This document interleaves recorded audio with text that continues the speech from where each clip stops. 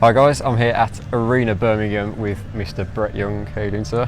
How you doing? I'm doing great. It's great to meet you. Nice to meet you too. How's the UK tour going with Lady A? It's been awesome. It's been awesome. I've been really impressed with the type of country music fan that y'all have over here in the UK. Everyone says that. There's such an intent listening crowd, Yeah. which is really refreshing, especially at this size of a venue. Yeah. Would you like to keep coming over here and maybe do some of your own tours in the future? Absolutely. We will continue to come. We've had a really good time. Yeah, and obviously you've been out with Lady A in the States. So how's the golf going with Mr. Kelly? He's a really good golfer. I'm not. Yeah. He says every time we play together that cause we play like best ball, something like that, and I'll be on his team, and he says to me, so you're basically just going to be here for moral support. But no, he's great. It's fun to get on the course and just have a good time and hang out. But who's the ping pong champion? I've not played Charles yet. Really? I've played a lot of his crew. There's some great ping pong players on their crew. I think that's because they bring the table everywhere they go. But I'm a pretty good player, so I think before this is over, me and Charles got to get in there. Yeah, set it up. Absolutely. So describe for us what's a typical day like on the You Look Good World Tour. That's a great question. I will say over here, it's been a little bit less regimented than it was in the States. It literally felt like Groundhog Day. Everything did have a very specific schedule, and it all kind of felt the same. And there's something nice about that, and there's also something kind of that will drive you crazy about that. Out here, we've been about a week now, and a typical day is try to get as much sleep as you can, because it's a different bus than what we're used to, and the schedules, we're not leaving at the same time every night. So try to get a little sleep, and then try to find a place to get a workout. And then, by that time, there's some food up at the venue. Grab a bite, grab a sound check. And we play early. We play at 7:30, so we basically don't really leave the venue too much. That's cool.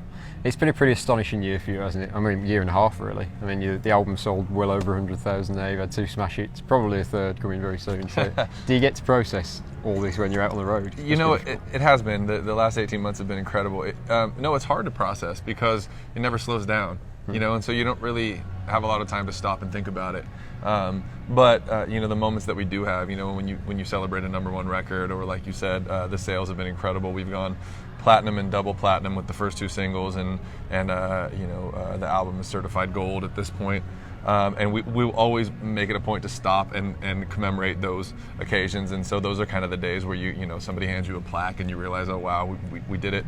And those are really special moments, and you get to be with the people that were part of the team to get you there, and then kind of appreciate each other in that moment. And so, I wish there was more time to sit and think about it, but when we get a chance, we definitely are really grateful. Yeah. And you've been out on the road with some pretty incredible artists as well, Brad Paisley and Lee Bryce and Justin Moore, just to name a few. So how much of it is a learning experience for you, being out on the road with these guys? All of it. I think every step of this is a learning experience. The obvious is stage presence and performance, and I have a lot to learn in that area, and I've been, like you said, fortunate to be out with some people that are the best performers.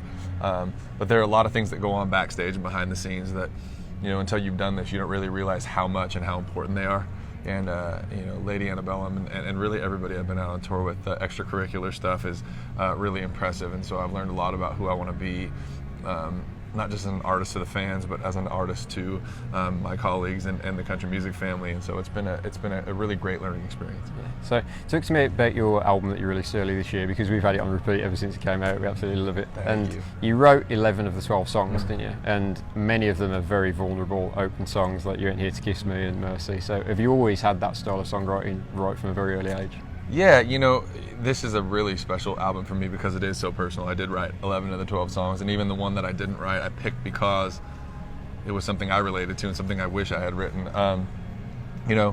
My songwriting has always gravitated towards heartbreaking ballads. I don't know why. Even when I'm in a really happy place in my life, I write that type of song a little bit better. And so, it was kind of a big part of the journey was, finding the right songwriters in Nashville to bring into the room to pull me out of my shell or my comfort zone, and write the up-tempo song and write the happy song. And I think one of the maybe hardest things to do, I don't know if that's the right word, but for me, yeah, one of the hardest things for me to do is get into a songwriting session writing a happy song and not come across sounding really, really cheesy. Yeah.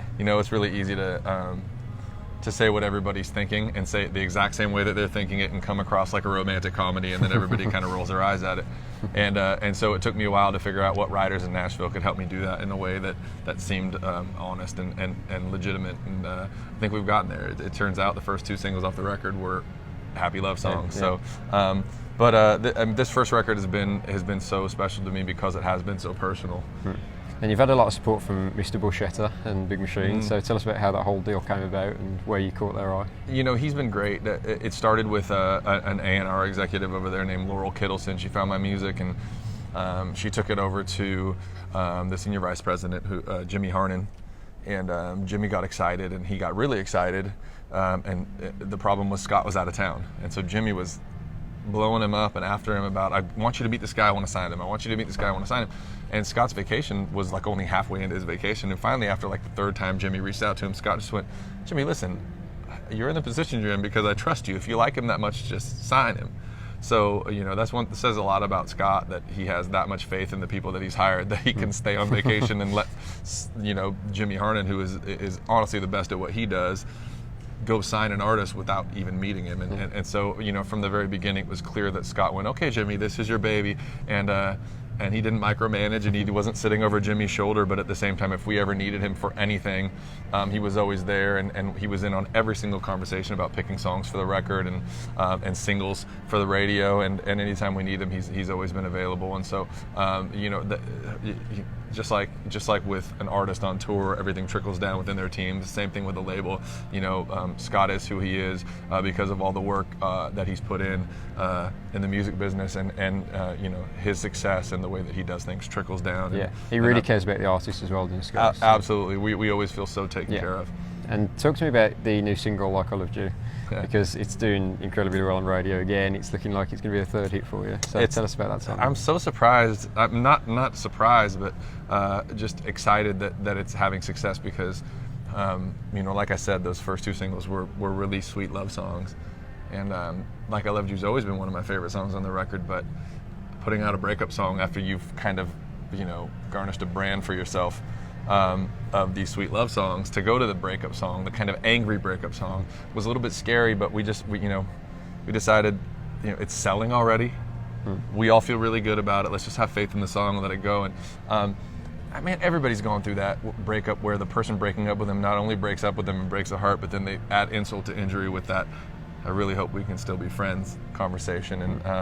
And I feel like it's those songs that are so everyday common and connect that well, that seem to do well at radio. And so I think that's why we're having success with it. But I feel so fortunate that people keep checking in and listening to the record. And I don't know if people know what they do when they listen to radio, but when the song comes on and you don't change the station, you're helping me very much. So it's been really cool. Yeah, and you've just released a UK version of In Case You Didn't Know with Una Healy. So tell us how that little collaboration came about. Una heard the song and she had an idea for a duet, and I was pretty precious about that song because it had done so well for me, and it was very close to my heart. And so when I first got word that she wanted to, my immediate reaction was, no, we're not changing the song. But then I kind of sat back and took I'm a very black and white person. I kind of took that wall down for a second and listened to it as a duet. And without changing a lyric at all, it immediately sounded like this answer back thing where, maybe the guy and the girl were both in the same place and they were both very into each other and neither of them could say it. And without changing a single lyric and just adding a female vocal, it became this whole different thing. And I went, why not relate to a whole nother demographic or a whole nother group of people? And she did such a great job. And we've I think it was about 3 days ago, I was in London with her and we got to play it together for the first time. Was that with Bob Harris? It was, yes. And so I think, it sounds like it's doing really well over here, and it's fun to in a perfect world, that song will continue to have life in every way that it can, and so it's really neat that it's working like that. That's cool. And just finally, before we let you go, congratulations on the CMA nomination. Thank you. Which is coming in a few weeks' time. So it's getting close. It's got to figure out something to wear. Yeah, you must be excited about that. So excited. I mean, it's not only to be mentioned as a nominee at the CMAs, but to be mentioned in that company. Yeah. Some of the best new artists, and to have my name just be mentioned on that list is really, really flattering, and win or lose, I feel like I've already won something. Yeah, that's awesome. Well, Brett, thank you for giving us a few minutes of your time. It's My awesome to pleasure. have you in the UK, and keep coming back. Thank you so much. I'll be back for sure. Thank you, Cheers, brother.